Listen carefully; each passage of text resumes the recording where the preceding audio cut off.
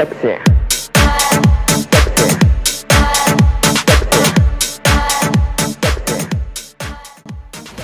Teka lang, mahina ang kalaban. Okay? So, sino muna magtatanong? Okay, Miss, anong pangalan mo? Miss Trimel. Diamond from? Channel 2. Channel 2. Wow. Okay, so, ano ang una mong tanong?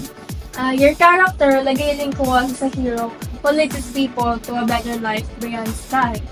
How did you prepare for such a larger-than-life role? So, the question is, paano prepare si Lagaling Kuwas para magawa yung napakalaking mission na yun, ano? Yes, sir. So, sasagutin ko yan by stating na ang mga tiruray kung saan nanggaling yung story na yan is naniniwala sila na para makaakyat ang tao sa Swalya is kailangan meron silang exceptional wit, may exceptional power, and may exceptional goodness. And I think the character of Lagaling Kuwas has all that three.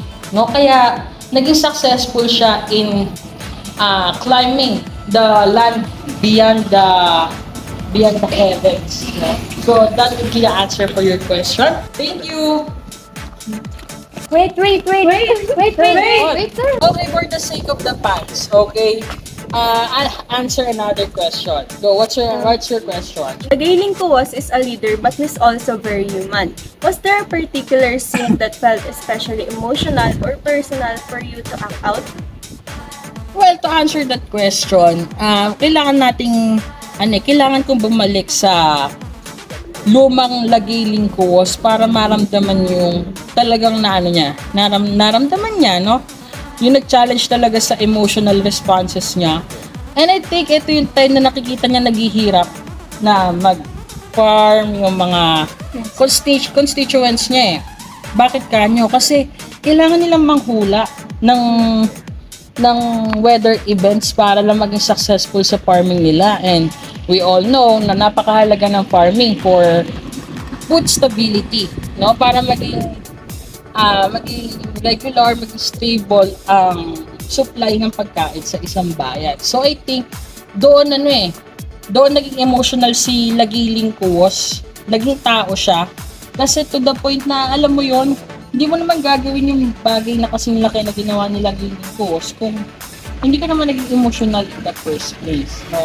Kaya siya nag-decide na bakit sa Swalya, no? So, yun lang. Thank you, sir. Sir, for the last question. Wait. You sure last question na yan, ha? Because I gotta go. Yes, sir. If you were in Lagaling Kuwas' shoes, do you think you make the same choices? Why or why not? Personally, yes. Gagawin ko yung mga bagay-bagay na ginawa ni Lagaling Kuwas if I'm really on his shoes. Bakit?